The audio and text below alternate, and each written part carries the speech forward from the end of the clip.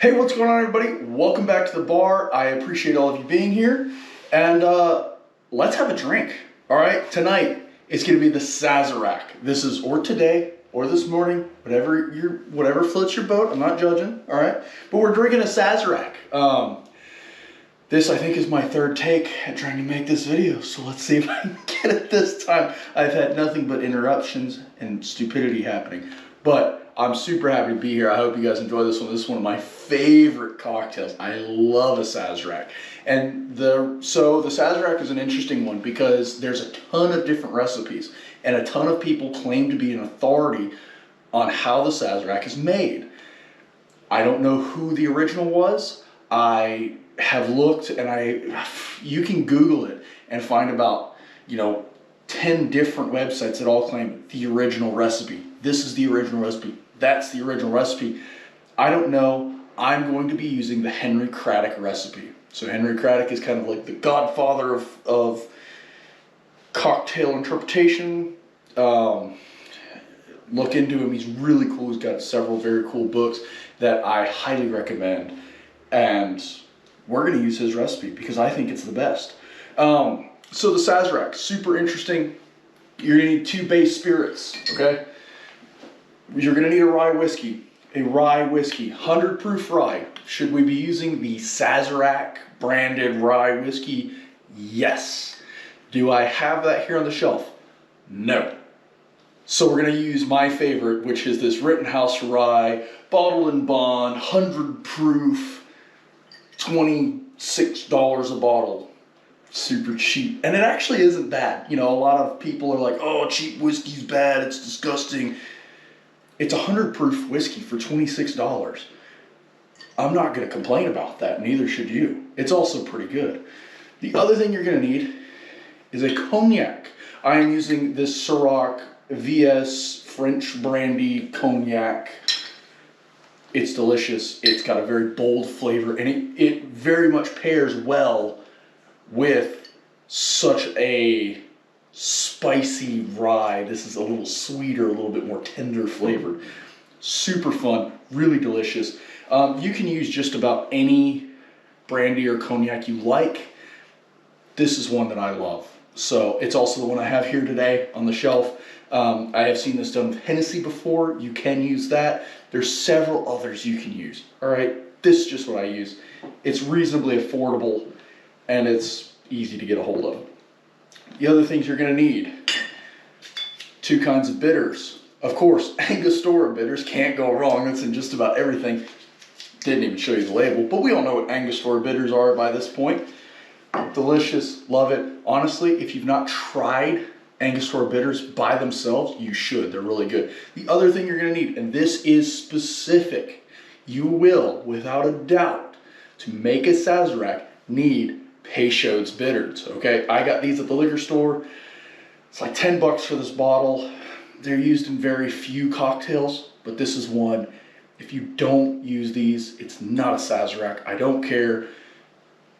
You can come after me all you want. You're wrong, okay? Peychaud's bitters. They are very unique. They have a very beautiful, bold flavor, and they really do liven up this cocktail. The last 2 things you're going to need, the original recipe, or the recipe that I'm using, calls for a sugar cube. I don't have sugar cubes. I'm not going to go buy sugar cubes because it's the 21st century, and I use simple syrup. This is a dark cocktail. If you're using dark liquors, make a Demerara syrup. I'll have a card linked in the corner, one of the corners. There'll be a card for my recipe for the Demerara syrup. Super easy, takes like 5 minutes, keep it in the refrigerator, keeps good for a couple of weeks. Just don't make a huge batch if you're not making cocktails all the time. The last thing you're gonna need, I have it in this cool little spray bottle, is absinthe. I have the bottle around here somewhere. There it is. I buy these little bottles. You can usually get them behind the counter. You don't need to put it in a spray bottle. This is like a little atomizer bottle. Gives a real fine mist. You'll need this to rinse your glass, okay? And can you omit this? Yes. If you're very much opposed to that absinthe flavor, you can omit this. but I think that it brings more than flavor to this cocktail. I do think that part of it is that smell, sense that you get, and it's very bold and very almost obnoxious. Okay, it is. It's truly almost obnoxious, but it really does add something to this cocktail. So give it a try with and without. It's not like your Peychaud's bitter. This you can omit. Peychaud's you cannot omit. All right, cool. What we're gonna need: a mixing glass, something to mix with, some ice, glass in the freezer. All right, this is served up. That means no ice in it. No ice. Can you put it over a cube of ice? Yes. Yes, you can. Am I going to? No, I am not. Because the way it's always been served to me and the way that it says to serve it is up. Chilled glass. All right, enough hemming and hawing. Let's make a cocktail. So we're gonna go ahead and start with 1 sugar cube is about half an ounce-ish, a little less than half an ounce of our rich Demerara simple syrup. This has been in the refrigerator for a long time, so it's very, very thick. Start with about 1/4 of an ounce and see how it goes from there, okay? If, like mine, it's almost like honey consistency, you can leave it out if you prep ahead like I did not, or pour what you can and then go ahead and wash it out with your alcohol. For this, we're gonna need each one of these 1 1/4 ounces, okay? That was 1 ounce. That was a little over 1/4, but hey, it's a little extra. Not gonna hurt anybody. 1 1/4. All right, 1 1/4 of each of those. That's done and over with. Just put that in there, that's why it's here. 3 dashes of our Peychaud's bitters. My dasher bottle's not wanting to dash, like usual. 2 dashes of Angostura. Just like that. Ice goes in. Give it a good mix, all right? You wanna mix this up really, really well. Mix, normally I say 10 to 15 seconds for most of your cocktails, right? Old fashioned, 10 to 15 seconds.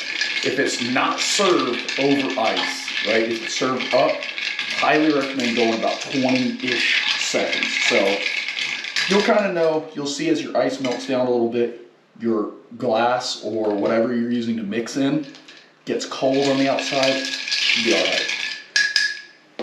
Now, for the fun part, we get our glass out. We take our absinthe. If you're working like on your countertops, I'm working in my bar here, right?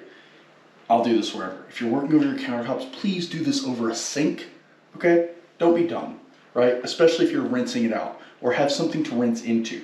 Pour a little bit in the bottom, swish it around, dump. 2 good sprays in there. Oh, it comes right through. So I love absinthe, okay? Maybe that's weird. I'm not even a big black licorice fan, but I love it. Look at how beautiful that is. It's a beautiful caramel color. You may not be able to see it really well through the ice on the glass, but it's beautiful. It's caramel colored. It's an absolutely phenomenal looking cocktail. Garnish. Orange was used in some things that I saw. Lemon is what Henry Craddock says. I'm gonna go with lemon. I like how fresh and flavorful the lemon is when you add that. So we're just gonna go ahead and peel off some lemon here. Like I've said many times, do as I say, not as I do. Don't just do it with a knife. Go get a peeler and don't be stupid, okay? I don't know, I'm just too lazy to go buy a peeler to keep in the bar. But 1 knife, give a little express, just give a little wipe around the edge for a bit of freshness. Drop that bad boy right in there. You could put it on a skewer or whatever you like. You could even express it over a match and get a little flame on there. Whatever floats your boat. There's a bunch of different ways to do it. But anyway, that's the Sazerac. Oh, it's fresh. It's beautiful. It's got bold, I mean, so many bold smells. It comes through and there's so many flavors there. It's so wonderful. It's a beautiful, bold cocktail.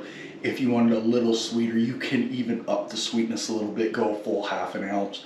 If you wanted a little less sweet, you could pull it back a little bit. If you wanted to take a bit of cold water or cool water, you could drop it in there. But since I mix really hard over ice, it's not really necessary, but it will kind of broaden those flavors out a little bit. Anyway, that's the Sazerac. I hope you guys enjoyed. If you don't mind, drop a like, subscribe, comment, share YouTube things, do all the YouTube things. It really does help me out. And I'm trying to grow the channel a little bit, see where we can go from here. Anyway, I hope you guys enjoyed this one. This has been the Sazerac. I've been your bartender. Remember, don't drink and drive, drink responsibly, tip your bartenders, and I hope to see you guys in the next video. Thank you guys so much. Have a good one.